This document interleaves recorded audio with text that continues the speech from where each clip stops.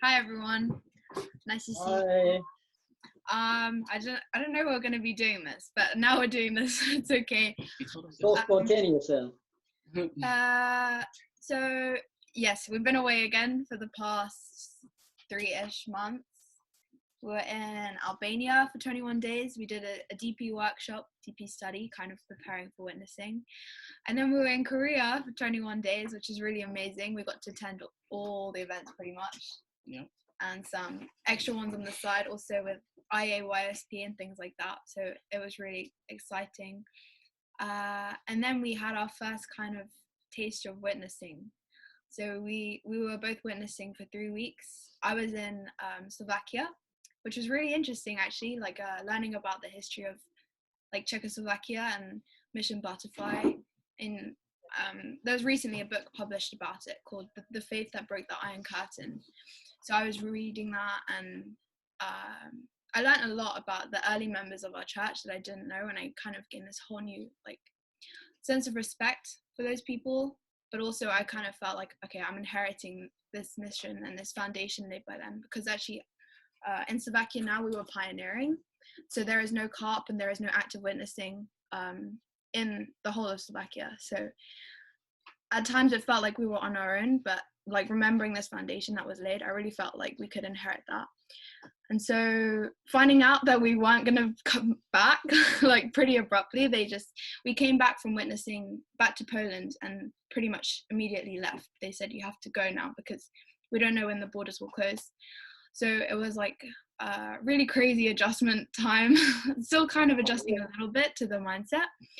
Because we invested a lot kind of emotionally into those people as well, like some guests and things, and we were really optimistic about the future and of Slovakia, and we invested a lot to go back to that, because they were even thinking maybe we won't send them back because there's not enough practical support, but we really fought to go back there. So yeah, we're not going back, which is kind of crazy, but like I've been reflecting about it a lot, and I feel like there is a reason for it. And I think the culmination of all these experiences for me, like going to Korea and seeing the kind of the tradition of our movement, and then going to Slovakia and kind of stepping on the front line for a bit, getting a taste of that. I feel more connected than ever, even though I can't actually see you guys. I can't come to service and see you in person. Yeah, this kind of counts. I feel like with all the Zoom meetings and things, you know, the Wednesdays, Sundays, Mondays, we have so much available to us to see you guys and to see other people in different communities. I feel more connected than ever to, our mission, kind of. Yeah, so, yeah, it's a difficult time, but it's really interesting and exciting. I think that's all I want to say. Thank you. Good, thank you. Very nice. You were lucky to have that experience just before everything closed down. Yeah, very, very lucky. It panned out really well for us, actually. As soon as I left Slovakia, the borders actually closed. Oh, so boy. if I had left a couple hours later, I'd be trapped there. Really, hours? What about your contacts? Were you able to leave the list of contacts to somebody, or? We have these kind of questionnaires that we did with contacts and things there, but unfortunately there's not really anyone to pick that up for us, because they have pastors there, but they've got their hands full already. They're not doing any kind of outreach really at the moment. It's a very tiny community. Like, we're also there kind of to reinvigorate that community as well, because it's a bit kind of stagnant. But yeah, hopefully one day I will go back and see those guests and see that community again. But anyway, Aaron can take over. Yeah. I'll just pick up where Simi left off. She already outlined all the things we did and the places we went to. I was in Albania, actually, or Shin Albania as it's now called. Well, I was doing my witnessing, and it was a very good experience for me to start giving the DP lectures to other people.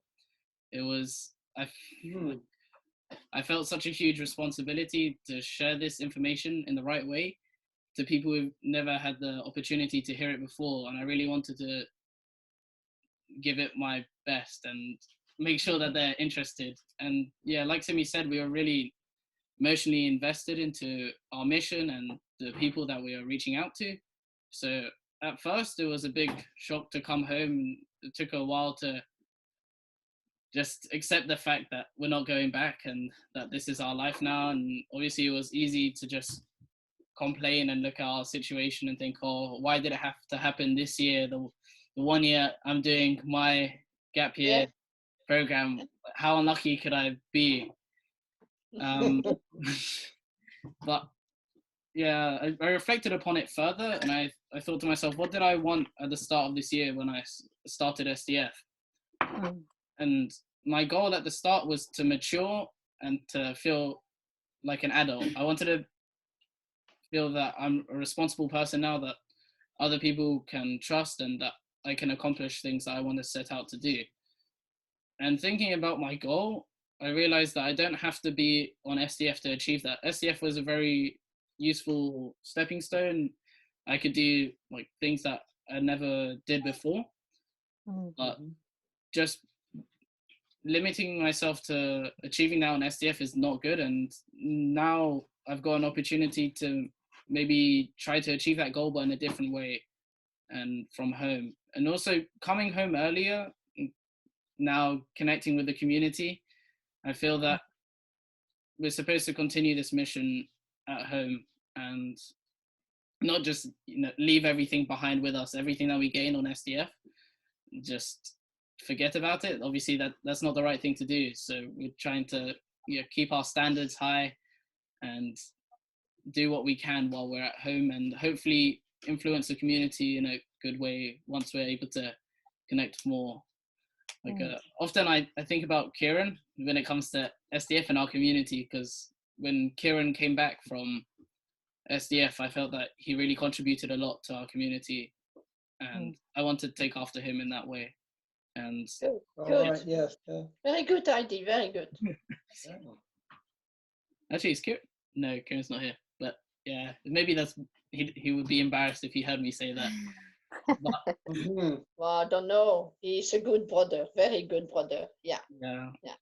If I think about the people in our community like Chayun and Kieran and Kara, all these people who did STF and how it changed them afterwards, I think that's one of the reasons why we were very encouraged to go in the first place, and now I know why, and I'm very grateful to have had the opportunity, and hopefully you guys will be able to see how it affected us. You have to become the national leader, yes. Who knows, maybe. I won't say no. I'll never say no, always say yes. Yeah, I'll leave it open. Yeah, I think Prime Minister's better. Prime Minister. Yeah, maybe. Yeah, I won the lecture competition, so that's the one prize I can bring back for the community. Congratulations. Yeah. I was feeling very patriotic. I went and underneath my shirt, I was wearing my Central London Heart t-shirt because I was like, I'm representing my community right now. And then yeah, afterwards somebody said, you're wearing something pink underneath, and I was like, oh no, it was red, but it was my community's t-shirt. I wanted to represent us. Oh, Great, yeah. so nice. Thank you, Ariane. Thank you. Thanks for guys. listening to us.